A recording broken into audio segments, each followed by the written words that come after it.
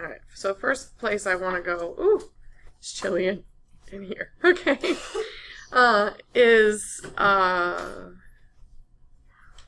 okay, I guess it doesn't show me during this mode, that's fine.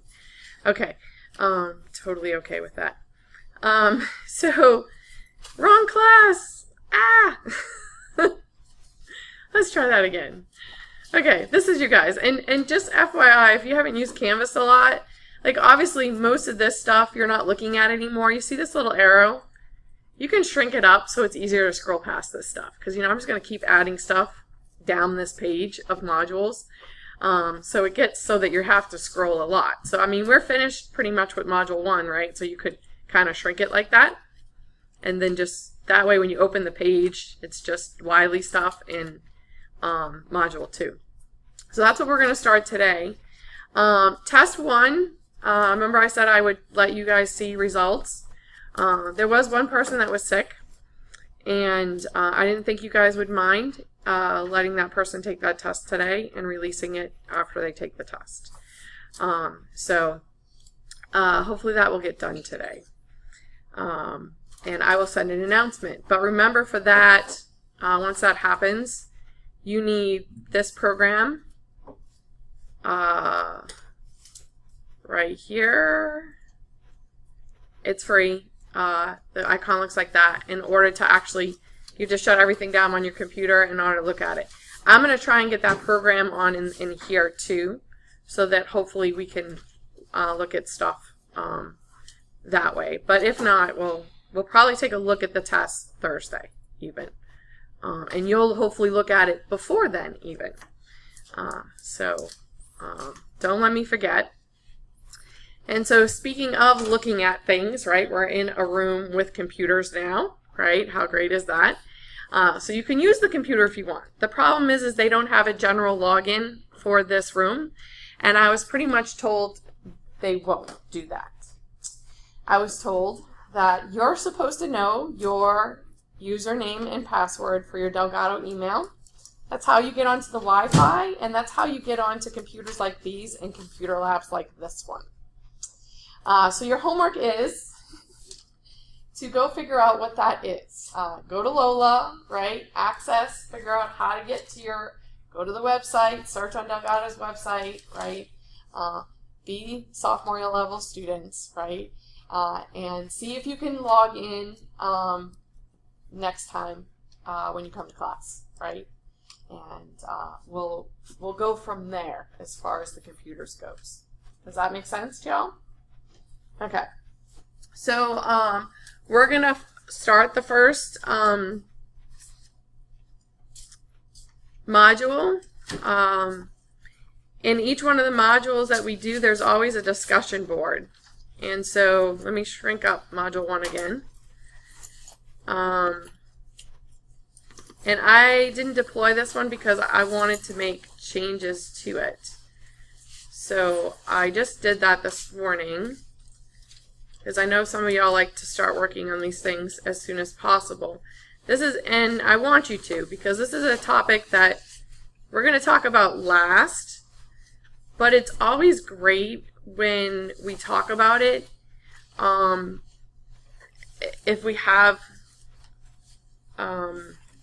a discussion, right, where you're involved. And this is the way that you get involved, is through discussion boards. So we're going to talk about something that you do every day, hopefully, potentially, at home, and that's cleaning things. So that's what this discussion board is about. And I'm going to go back to my home screen and put it in student view. Although I don't think it's that different from what you guys see. So I just deployed it so it'll even show up. And remember, there is a quick link over here for discussions that you can go right straight to discussion board. So there it is. So I want you to, one chemical in your house that you use to clean with. And I want you to answer these questions. So the easiest way to do it is literally highlight, right?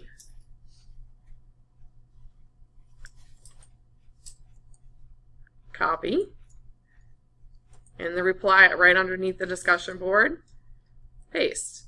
And then you go back in, and in bold, because see, you can make things bold, make your answers bold. So you could say, and in this case it'll automatically do it because it was the first one, Lysol, right?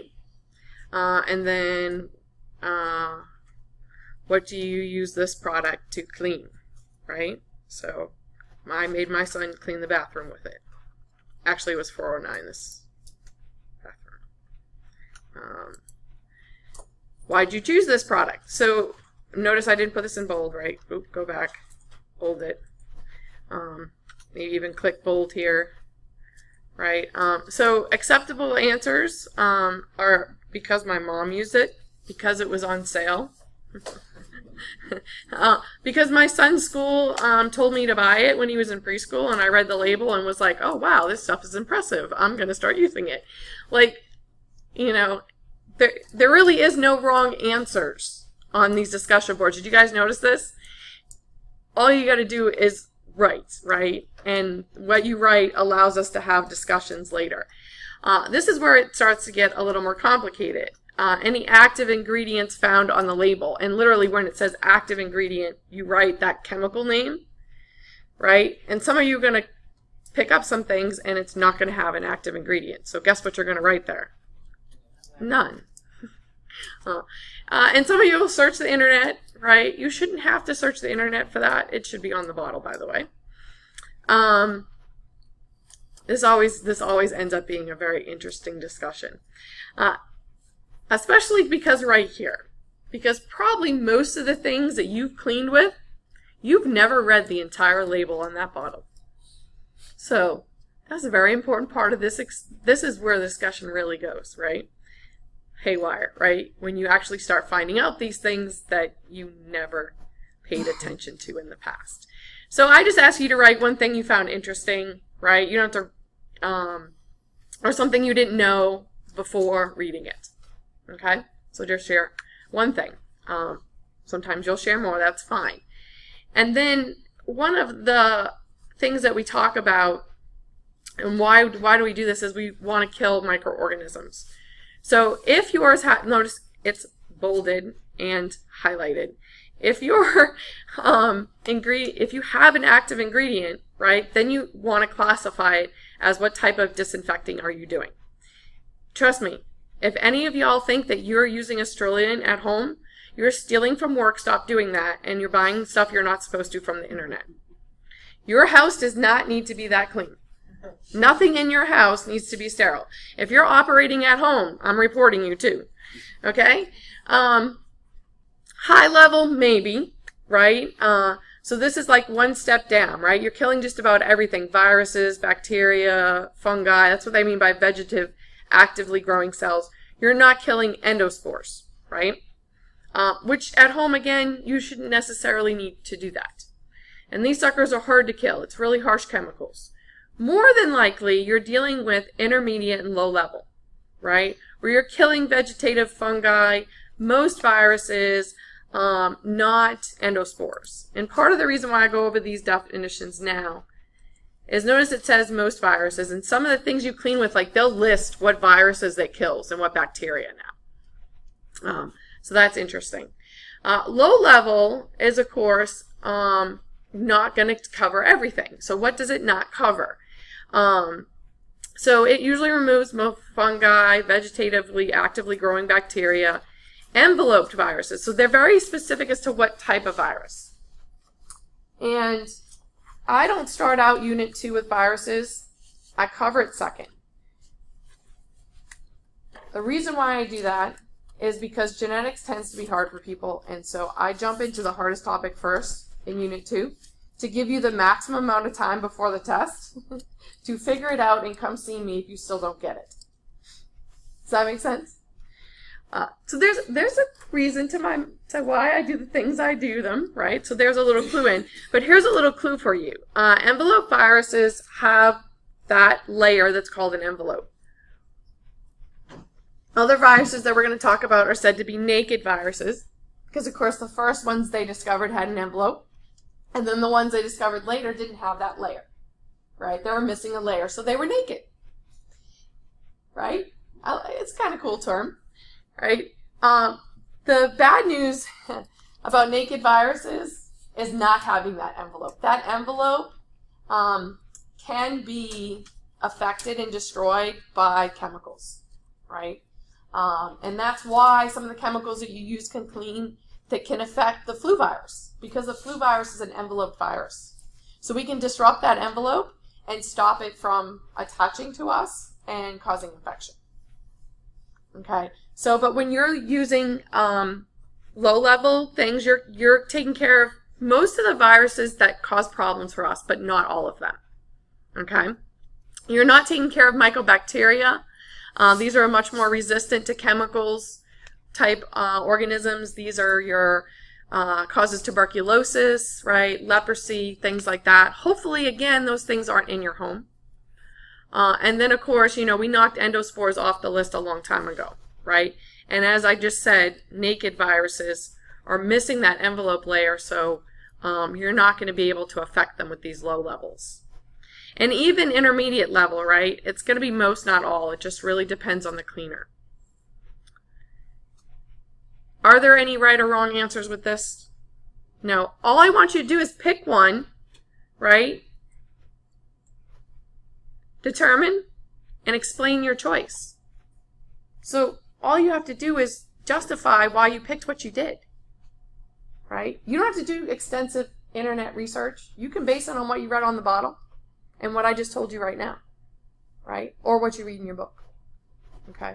But as long as you have all these things written there, and of course it's a discussion board, so what do I want you to do? I want you to reply to at least 2 of your classmates.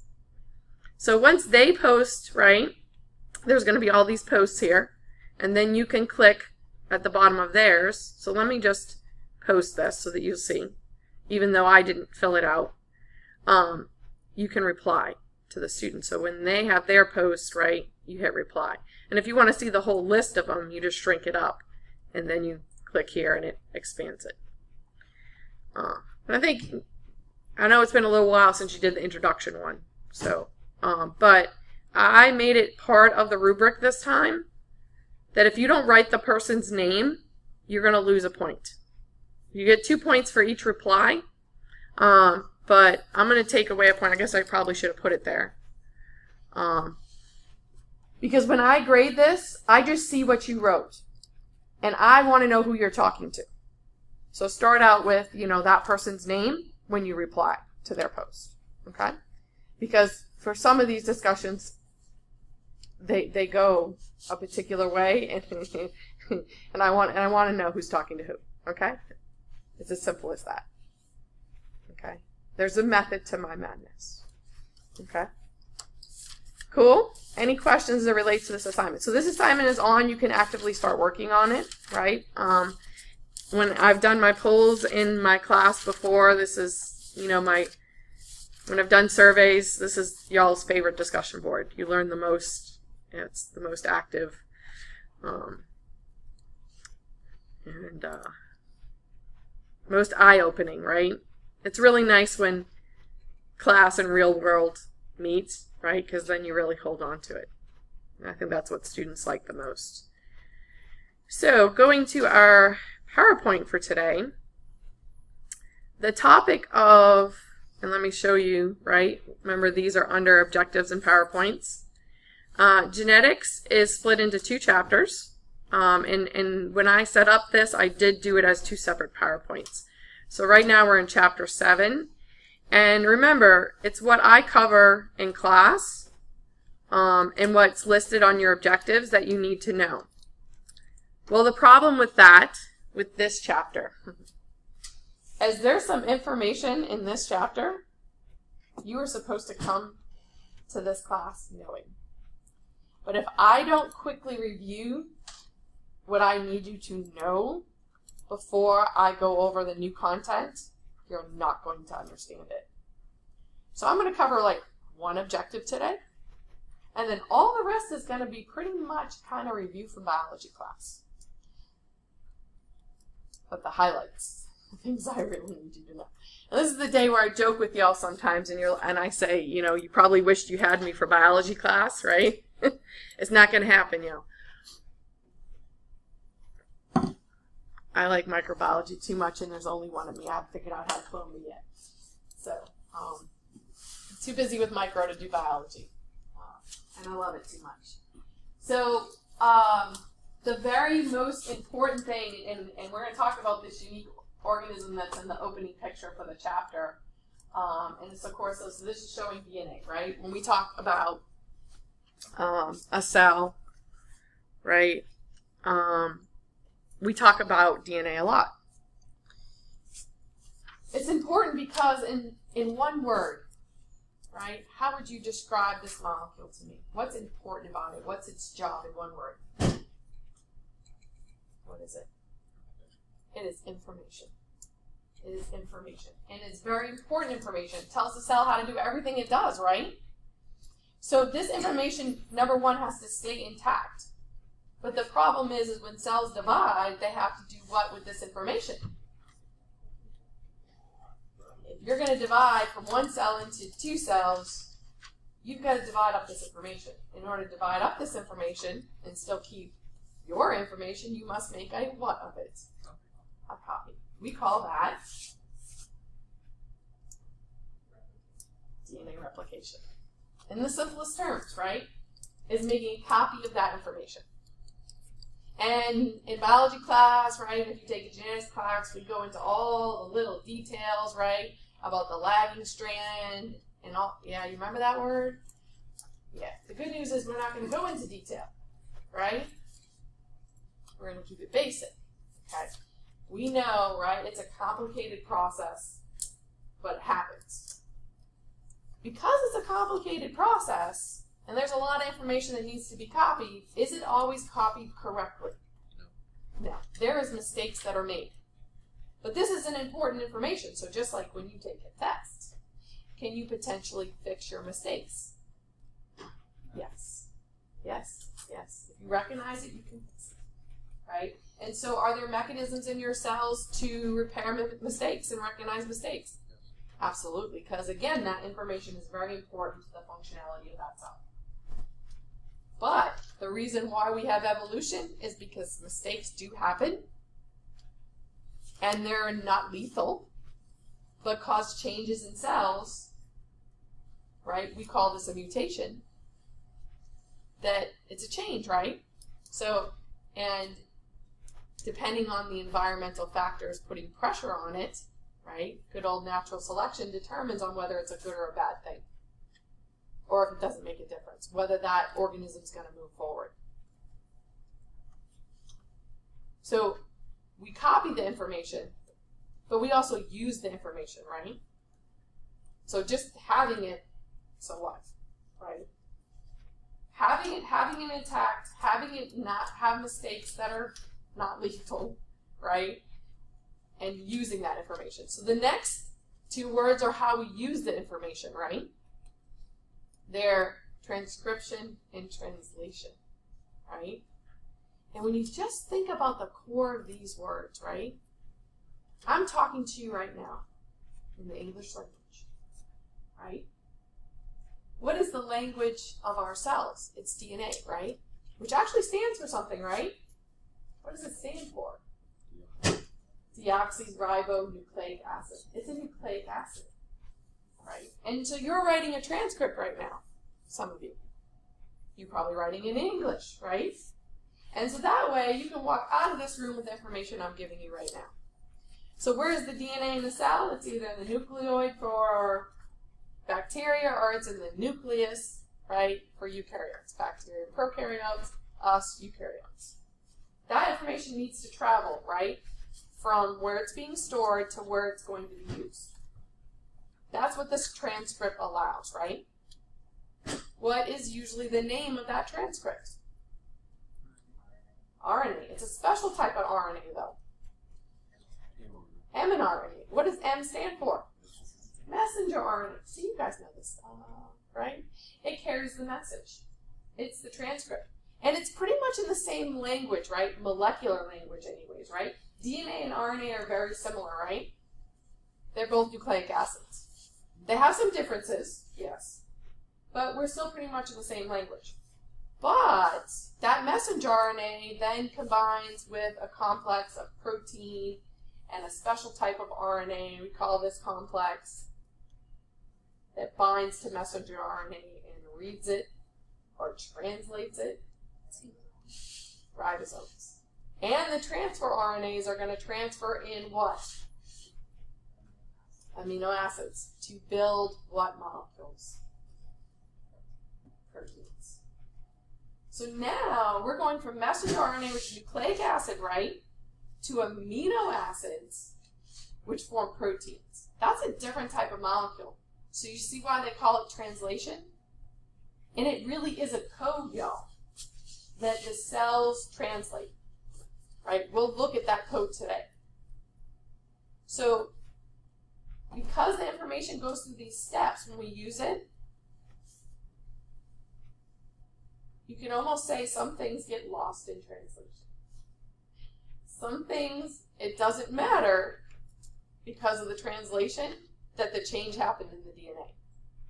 Other times, it does matter, right, as we go through this process. But if you think, there was a reason why they were named these things, right? Why it was called a transcript, why it's called translation, right? Because we're going from these different molecular forms. So way back in the beginning, right, obviously scientists didn't know that it was DNA, right? We know this now, but we know this now because scientists did work on this, right? And they know this step, right? All this stuff that I just talked about, okay? And I'm forgetting I have this. New toys. It's hard to remember that I have these new toys. So again, as I said, we have to have the ability, right, if change does happen, to repair the DNA, right? And we've got to be able to use it, right? We've got to have those working copies, those transcripts. They've got to be translated into things that we use. And the most common thing is a protein. And proteins are going to be structural or functional. Remember, they're the workhorses of the cell, and that's why I joke with y'all at the beginning of the semester. If you're not sure what type, if I ask you what's the molecular composition of something, guess protein if it's on the list, because it's usually the answer. Because they're that important, right? They do a lot of work in our cells. They're structurally important and actively, right, very important as enzymes that run our cells. So let's see if I can go to the next slide. Yay! So the only objective that I'm going to cover today is whose experiment led to the discovery of transformation. And this is a process we're going to talk about again later, transformation. But just in the name itself, trans, right, means to move or change. Form refers to form, right? So the cells changed in this experiment. And it is a very famous experiment. It is the Griffith experiment.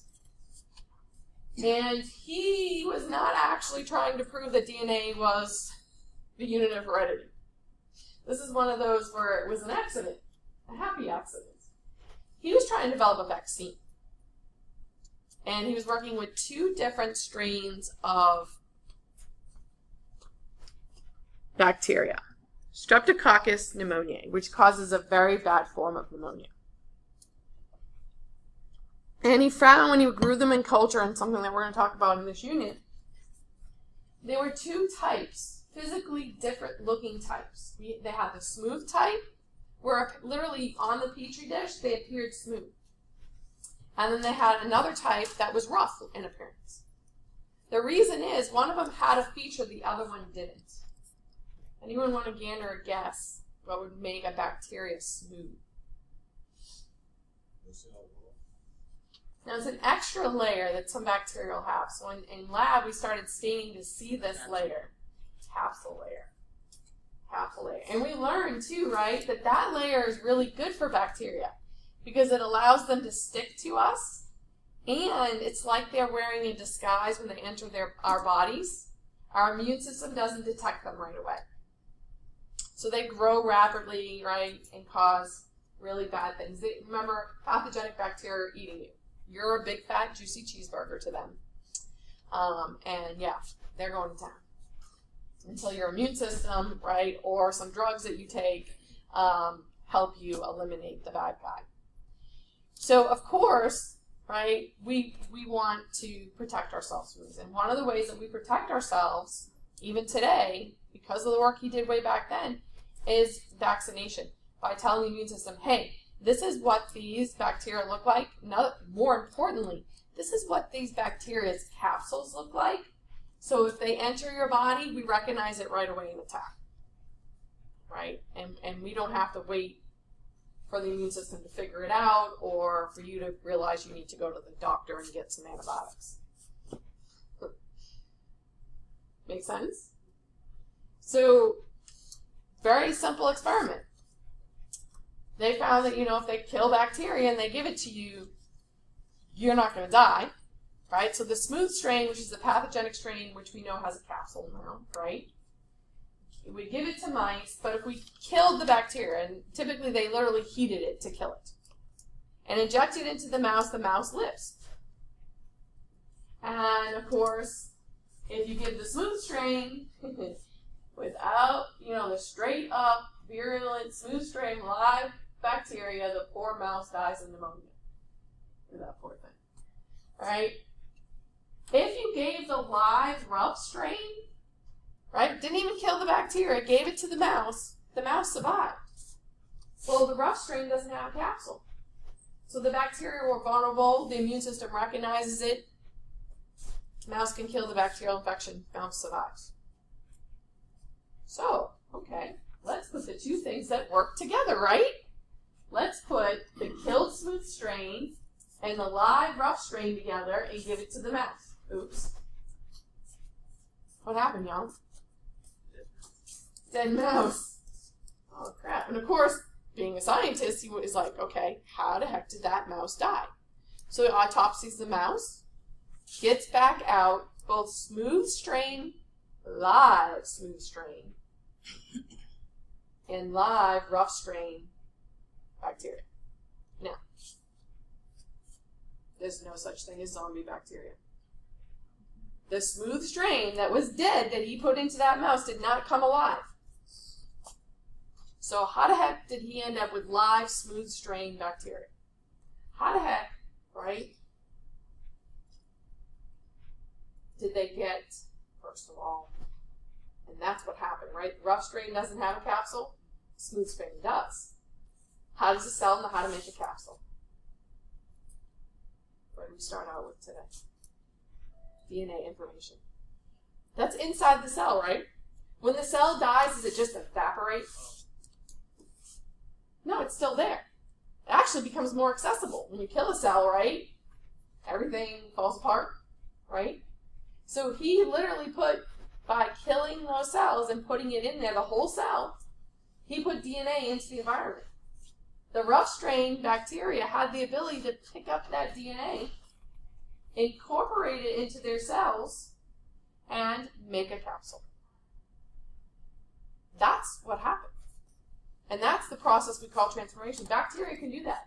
They can take DNA from the environment, and if they can use it, they will. In this case, that was really bad news, right? Oops.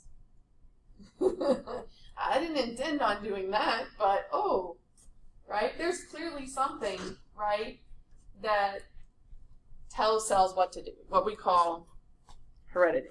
I keep walking over here like I need to. Okay, I will get used to this. I will get retrained. Okay, so, but it really wasn't until some more scientists, right, Avery, McLeod, McCarthy, in the early 1940s.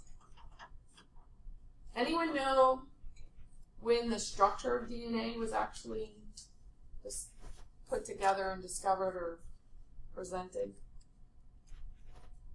Do you know who? Usually you guys know who. Crick and Watson, right? Watson and Crick in the 1950s. This is 1940.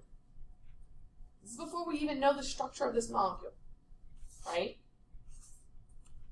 These scientists, right, looking at what Griffith did, they said, well, there's something, right? Some transformation effect, right? Griffin recognized this, right? There was something, and they believed it was DNA, right?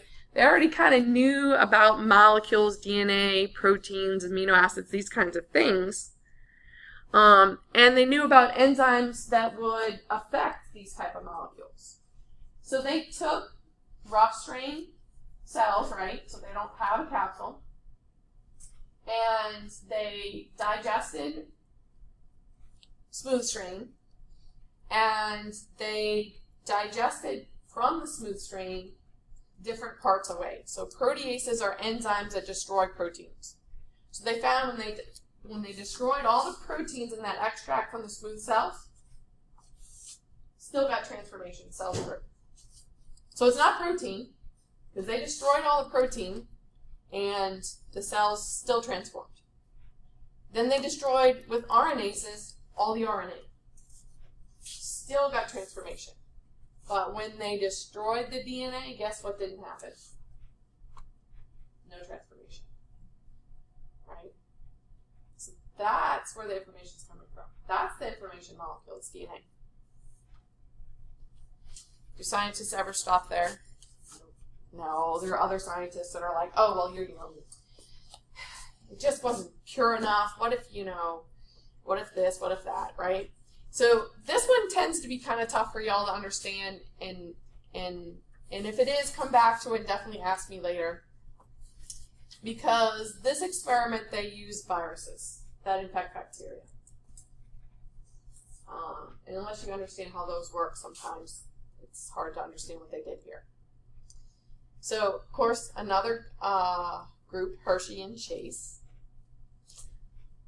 they use viruses that infect bacteria. And viruses that infect bacteria are just protein and DNA. So we're just dealing with two things. And the protein component literally lands, like, remember I said that spaceship looking thing that we're going to look at again? Lands on the surface of the bacteria and injects the DNA in. The little spaceship does not go in. The protein component does not go into the cells. Just the DNA of that virus that infect bacteria, these bacteriophage. They got real fancy, y'all. They used radioactive labels to tell the difference between DNA and RNA. And there's one element that DNA has that RNA does not. That protein does not. And one vice versa. Okay. So the element that protein has that DNA doesn't have is sulfur. So they made that radioactive. DNA has phosphorus. They made that radioactive. So they could tell the difference between DNA and protein when they did this experiment. So when you read through that, right, they were able to separate out and prove it was the DNA, again, that was causing the changes, not the protein. It was a pretty fancy experiment. But that's the gist of it, right? What did you say the DNA is? DNA has, well, we're going to look at DNA structure. But it's, I think they have it. Stop, Erica. I'm going to get there. Yes, phosphorus. Phosphorus. They made the phosphorus radioactive in the DNA and the sulfur in RNA protein. Oh, what is wrong with me today? But they use blenders and stuff. It's kind of fun. It's cool. It's a cool experiment to read through and centrifuge it out, right? But they could see, right? They could separate out the two and prove that it was the DNA that's the genetic material. So it's a pretty cool experiment. But you got to understand how bacterial viruses work before you really truly understand the experiment. So read through it, right? And then after we cover viruses, maybe read through it again. You'll be like, oh, that's kind of cool. All right. So what about the structure of DNA? That was Watson and Crick, and poor Rosalind that gets kind of forgotten, and people get kind of aggravated by. Rosalind Franklin, the short story on her, the reason why she didn't get awarded the Nobel Prize with the guys and she was dead at the time that it was awarded, and they don't award prizes like that to dead people. And her research actually probably contributed to her death because she used x-rays to look at DNA. And it was those x-rays and that information that Watson and Crick then used to help them elude the overall structure of DNA. So she died of ovarian cancer. She probably irradiated and caused her own cancer. She probably didn't know to protect herself against it at the time. Now we know these things, right? So it's unfortunate, right, that she died in the process. So there are building blocks. We call them nucleotides, right? But I do better with pictures, so we'll go to my pictures. Okay.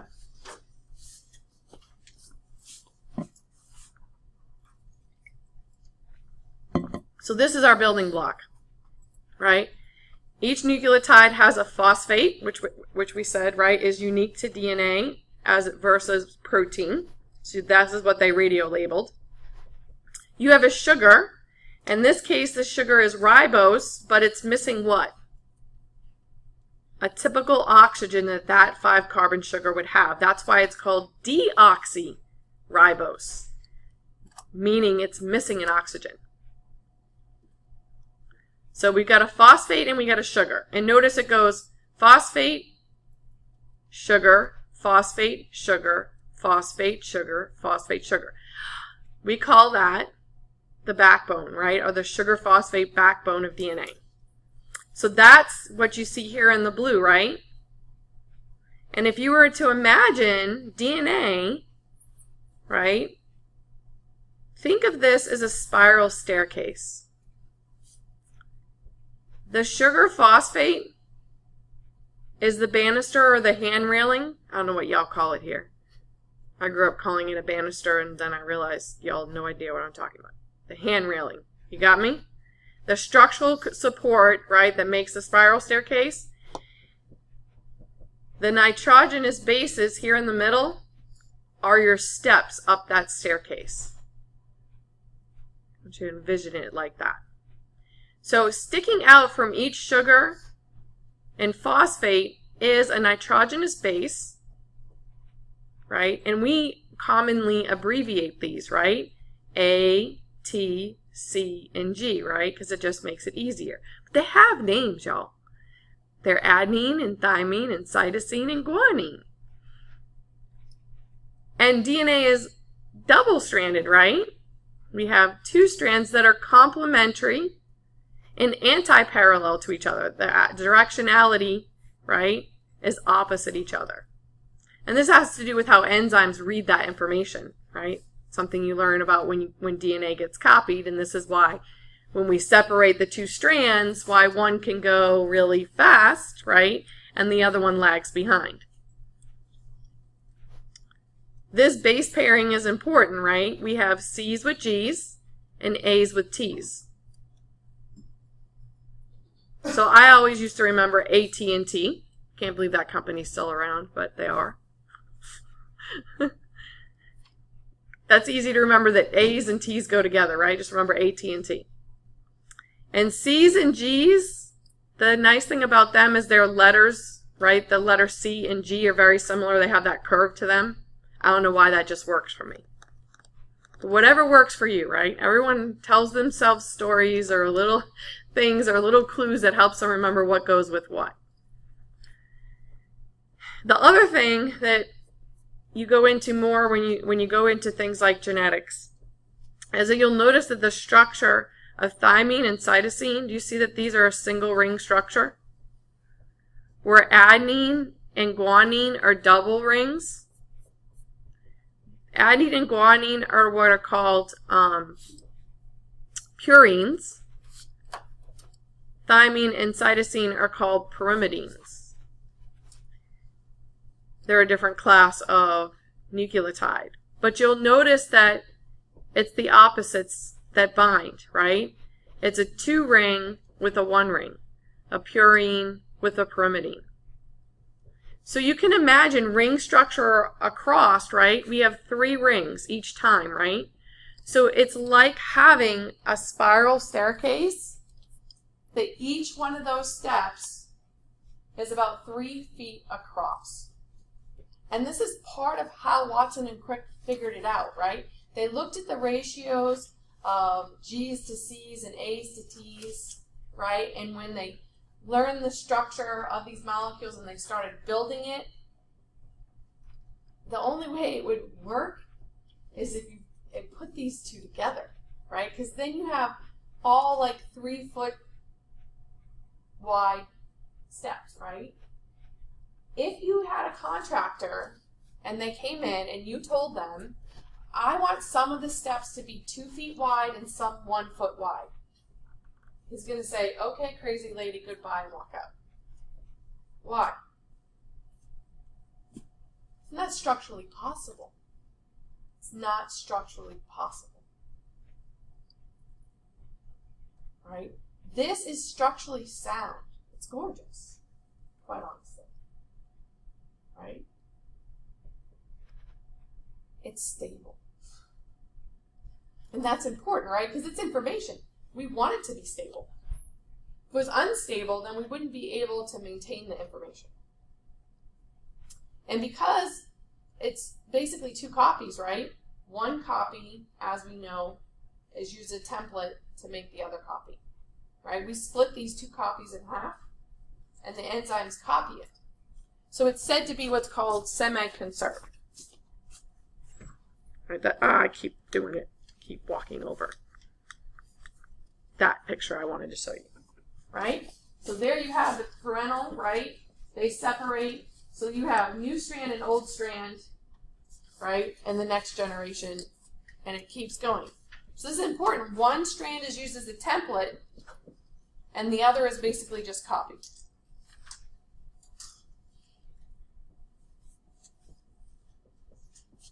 Which is good. Right? This helps us know when mistakes have been made, right? Because you've got that original copy, that template, we call it. So that's an important point to remember. Okay, so I'll rewind back. So when we talk about structure, right, we talk about similarities and differences between the types of organisms. So prokaryotes, bacteria and archaea, it typically is a single chromosome, right? And it's circular. So 1 big piece of DNA in a closed circle. For archaea, they'll even package that around histone proteins. For eukaryotes, right, we have linear DNA, right? Linear pieces, and they're packaged and twirled around histone proteins. And we have multiple ones, right? So for us, you know, the one good thing about my 23 is everybody knows how many chromosomes they have now. Right? But in fact, you have 2 copies, right? 1 for mom, 1 for dad, right? But you have 23 distinct chromosomes for humans. All right. So, are there exceptions? Of course, there always are. Borrelia burgdorferi, which is a bacteria that causes what disease? You guys remember? Lyme disease. It actually has linear chromosomes. Well, that's an exception, right? It's a bacteria. It's supposed to be a single circle, right? Why is it doing that?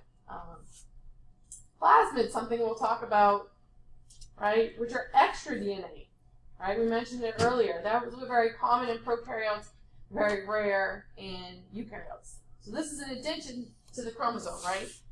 Extra DNA they have, are plasmids. So then you have this unique guy that they open up the chapter with. This is a bacteria, and it forms this structure, right? They're cocci in groups of 4, so we would call this a tetrad, right? And usually, when a bacteria especially is getting ready to divide, it's going to copy that information. And then it's going to divide, right? Copies the DNA, then it divides. This guy has 4 to 10 copies of its DNA in its cell at one time. He's a copy hoarder, huh? Why does he do that? There must be something, right, went wrong, honestly. something went wrong. Some mutation happened where this cell, when it copies its information, doesn't automatically divide. It keeps extra copies. How did we figure out that this organism does this? Because one of the ways that we can kill bacteria is we can zap them with radiation, and the radiation damages their DNA and it kills them. Wasn't killing these guys. Why? Because you'd have to damage all of his copies. And think about it, if you damage one copy, he could use one of the other copies to repair that copy. Yeah. You get the point there, right? He's protected because he's got all these copies. Right? So when you damage him, he's like, oh, okay, I got an extra copy, I'll fix that. It's not a problem. So, as I said, right? Resistant. Pretty resistant to damage. And that's how they found it, right? They're like zapping bacteria, and then these guys are still growing. Well, why are they still growing? Oh, they've got all these copies. So they're not going to get damaged. So semi-conserved, right? We're going to use one side as a template to generate the new strand. So this process, very similar, right? It's going to start, you're going to copy the DNA, and it's going to end. And the enzymes that do this are relatively similar, right? This process is pretty well conserved. Are there differences? Absolutely. That's something for a genetics class, right? But the important thing to note here, right, is that many of the enzymes are roughly the same. They do the same things, right? Shows that this process is very important, so hence why it's been conserved over time, right? Bacteria, archaea, us, eukaryotes, we all pretty much do this very similarly. Okay. So I mentioned DNA, right? That sugar is missing in oxygen. That's why it's called deoxyribose. For RNA, it is the straight up ribose sugar. It's not missing any oxygen. So they even show you there where it's missing the oxygen on the DNA sugar. The other difference is for the nitrogenous bases, they're A, G, T, and C for DNA, right? Do you have any T's in RNA? No. Instead, you have U's, uracil. So if you're ever looking at code, right, DNA code versus RNA code, you see T's, you know you're looking at DNA. If you see U's, you know you're looking at RNA. And RNA is single-stranded, right? Where DNA is double-stranded.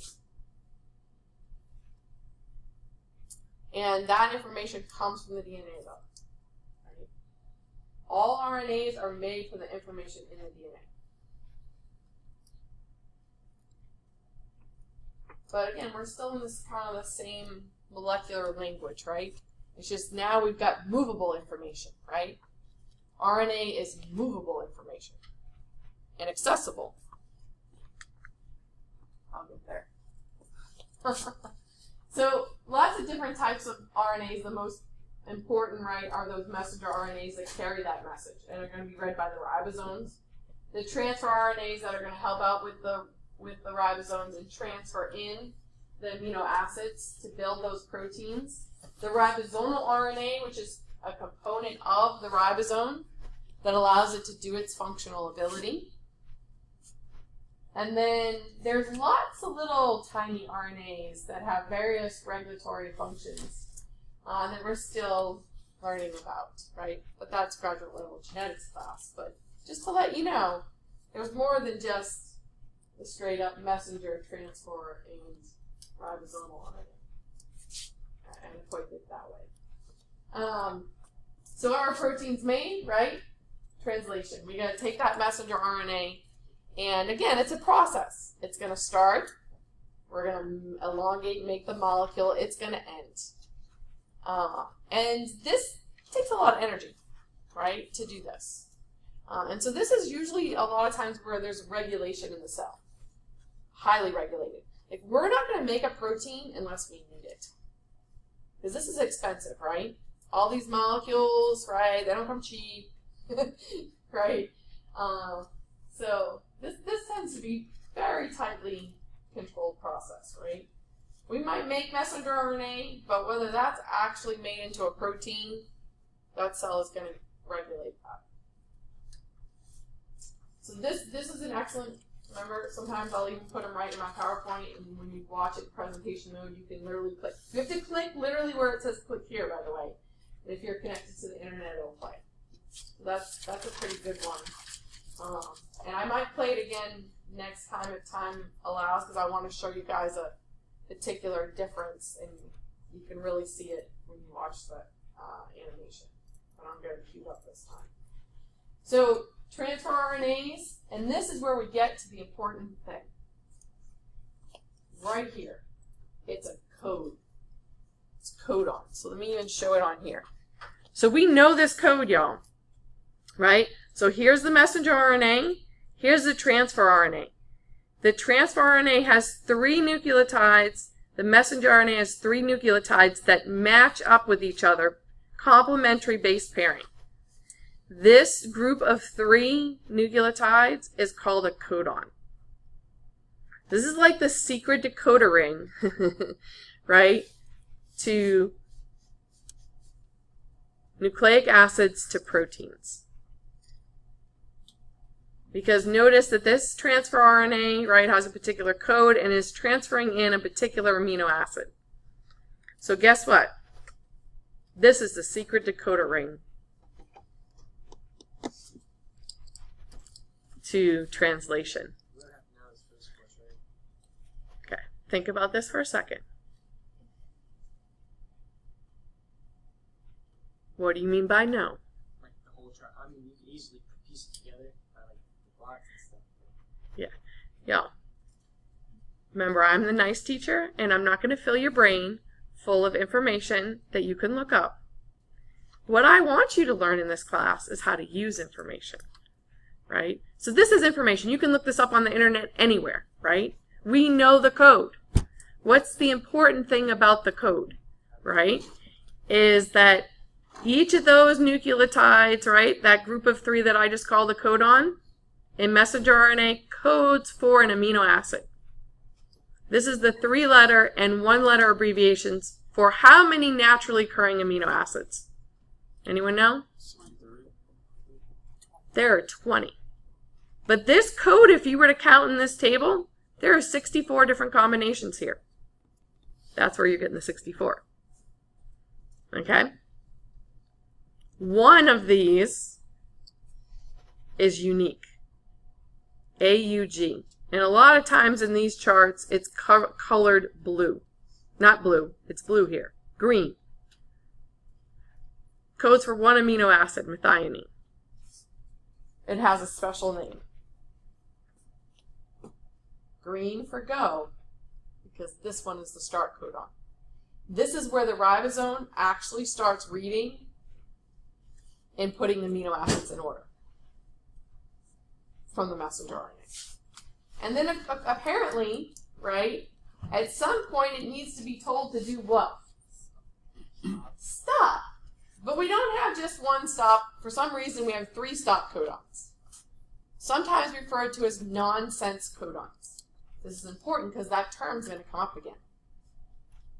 Sense meaning it reads and codes for something, right? So all the rest of the codons, including the start one, are referred to as sense codons, right? They make sense. They code for something, right? Where the stop codons don't code for anything. They tell the ribosome to stop here. And it literally does. Dissociates, stops. Okay, what else do we notice about this code? How much time do I have left? Oh, I'm doing actually pretty good. What else do you notice about this code? No T's, because this is the messenger RNA, right? So it's U's instead of T's, right? So this is the messenger RNA being read by the ribosome and telling you what amino acid is going to be put there. So if you notice, like, for instance, in this block, right here, this is the codon, right? This is the amino acid it codes for. Okay. Basically, all that matters is as long as this codon has a CU, doesn't matter what's in the third position, they're going to put lysine there. It's repetitive. You see that? See? Look at it. You're seeing it now, right? It's repetitive. We have more codons than we have amino acids. So we have more codons that code for the same amino acid. So if DNA changes, RNA changes, right? But does that mean the protein's going to change? No. Because of this step right here. Because of the redundancy here.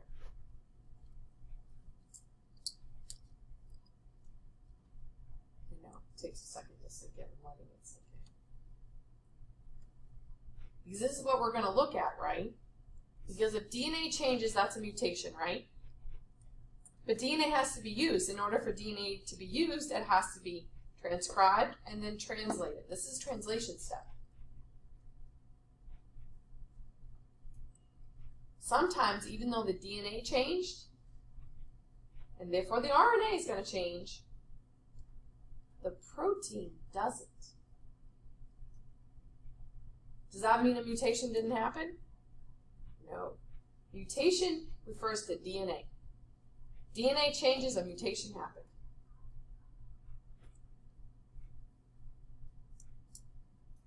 But it doesn't always result in a physical change of the cell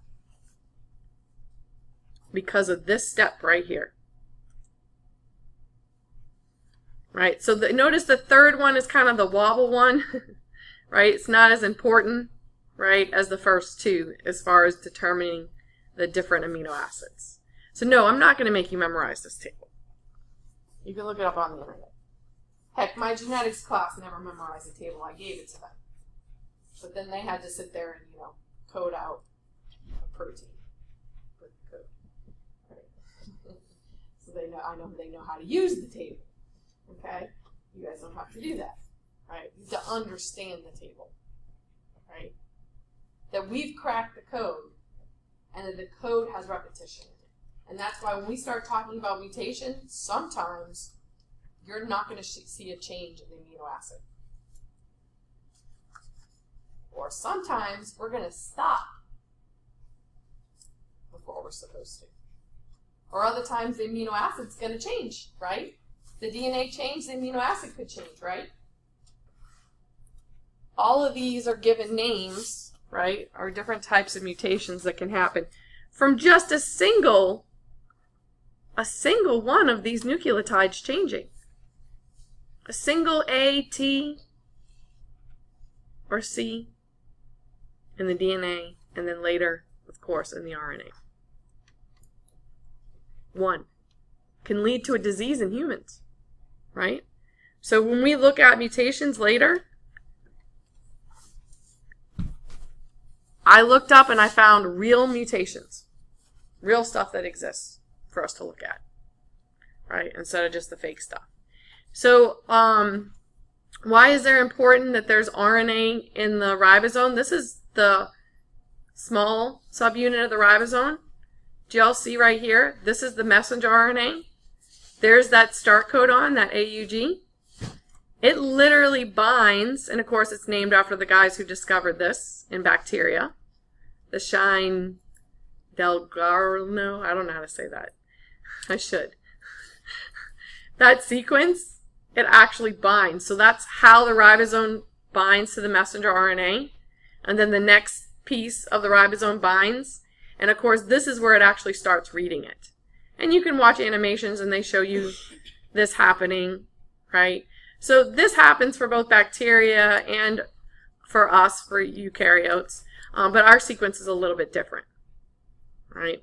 But again, it's going to attach, it's going to read, and at some point it's going to stop.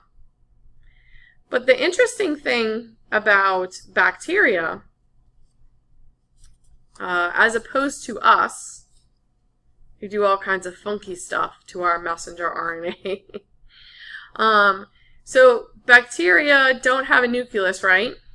So messenger RNA isn't even leaving the nucleus, right? Because there is no nucleus, right? It's just in that region where the DNA is, which is within the cytoplasm. So they will make what's referred to as polycentric messenger RNA. So this big long piece, right, is the messenger RNA. And it has a start here and a stop here. And that's to make one protein. And then later on it has another start and stop. That's a different protein.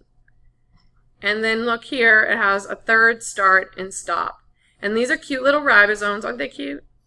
Small little, and they're attaching, and they're reading the messenger RNA, and the amino acids are coming off as it's reading it, and then it forms the protein. Okay. Why would it make 3 proteins all at once? Think about how cells work. Think back to biology class, right? When we take in glucose, what do we do with that? We break it down for energy. How do we do that? That's one of the processes where we break down glucose. Glycolysis. How does that happen? Yeah, but how do we physically take one molecule and split it into pieces? Enzymes. What are enzymes made out of? Proteins. What are we making right there? Proteins. Do you think, that's a multi-step process, glycolysis, right? Or the Krebs cycle, right? If you had the mean biology teacher, right? All the steps of the Krebs cycle. It's all run by enzymes. And you've got to have all those enzymes to run the whole Krebs cycle. You have to have all those enzymes at the same time to do glycolysis, right? So you're going to make them all at the same time. So these are typically like enzymes and pathways. So of course, you're going to make them all at the same time. Makes sense, right?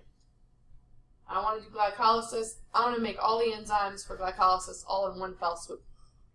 Like literally, and then the even funnier thing when you look at the animation too, is that the messenger RNA, y'all, is coming off of the DNA, and the ribosomes are already attaching and reading it and transcribing it.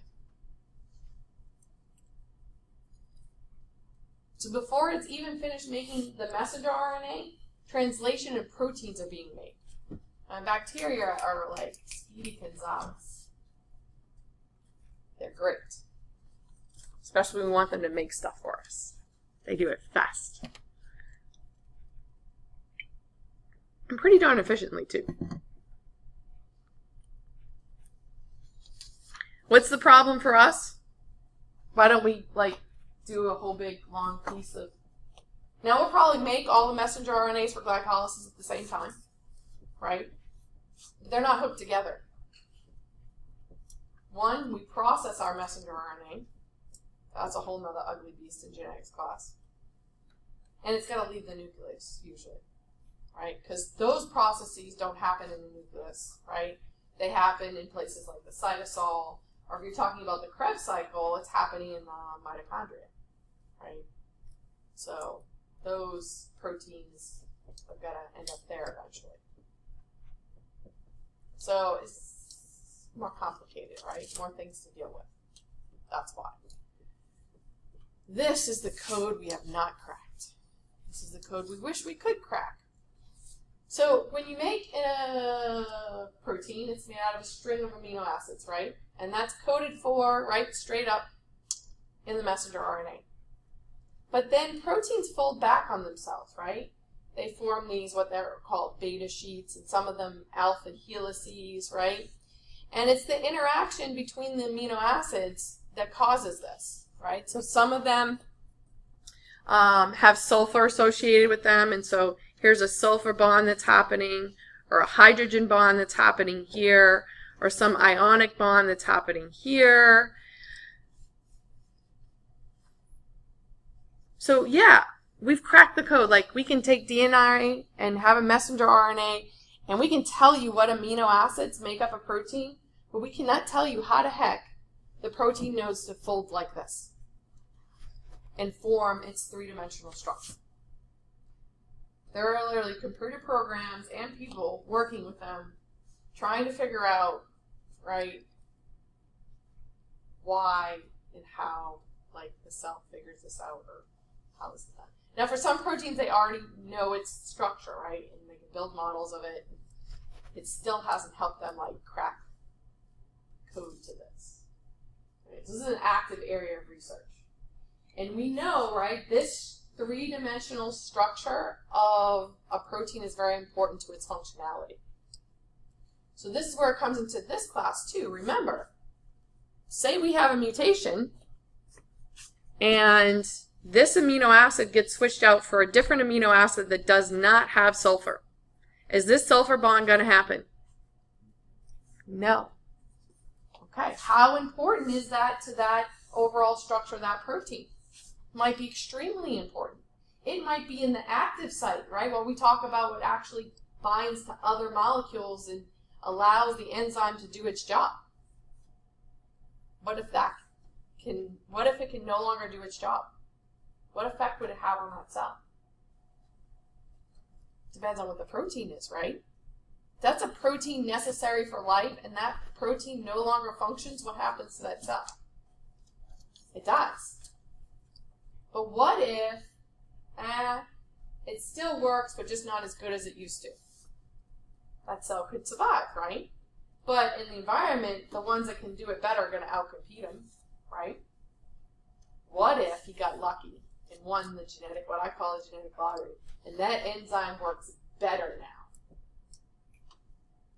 He's going to outcompete everyone else, right?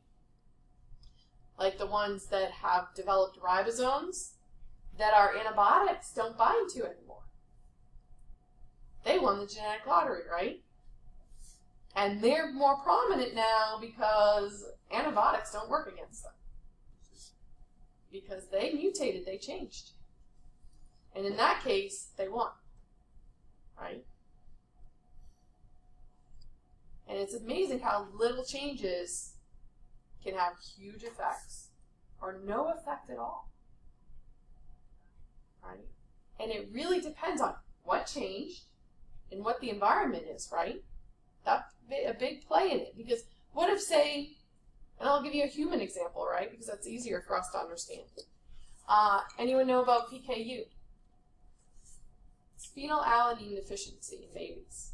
There are some babies that are not born with the enzyme, so they won't even let your baby leave the hospital nowadays until they've tested for this, because their diet has to be adjusted. Because if they eat phenylalanine, too much of it, they cannot convert it into the other amino acids, and it builds up in their system and can cause pretty serious developmental side effects. Okay? The good news is you can fix it with diet. Don't eat it. Or limit the amount you eat so it doesn't build up in your system. Okay?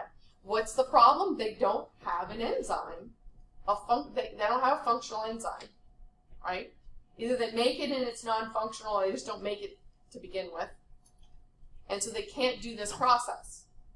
And so the environment could be very harmful to them if they eat it. Same is true for bacteria, right? If they can't do something, then they're going to rely on the environment to get it, or they're not going to be able to thrive in that environment. Make sense? What's the good news for us?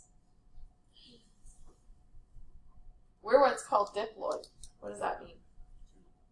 We have 2 copies of our chromosomes, right? Those 23 chromosomes, we have 2 copies.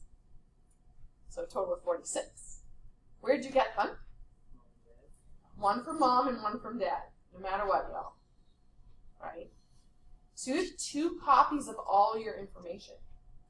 So if mom or dad gave you a defective copy, depending on how much you need those copies, like for some things, like we use both copies because like we use that information a lot. Sometimes we just, 1 copy is enough and we're fine, right? We don't make a lot of that protein or whatever. 1 copy that you got from whatever parent is fine, and you don't end up with genetic disease. Typically when we end up with genetic disease is when you get defective copies from both parents. That's how we end up with sickle cell. Both your parents gave you a screwed up copy of how to make hemoglobin. for your red blood cells. Right? Bacteria, do they have moms and dads? Typically, they just have one parent. So how many copies? One. What's the likelihood something can go wrong with that copy? It's greater. So you'll see, right? This is a huge objective, right? And it's actually split between this PowerPoint and the next. In this one, I think I cover all the underlying points, right? But if you don't understand, right, DNA, messenger RNA, then translated, right, into proteins, you won't understand what we're talking about next time when we talk about mutations, right? We kind of introduced it here, right, where we said, okay, think about this. If information changes, what effect is it going to have down the line? Okay, but we're going to go into specifics next time. Thursday is big time mutation. All right, y'all.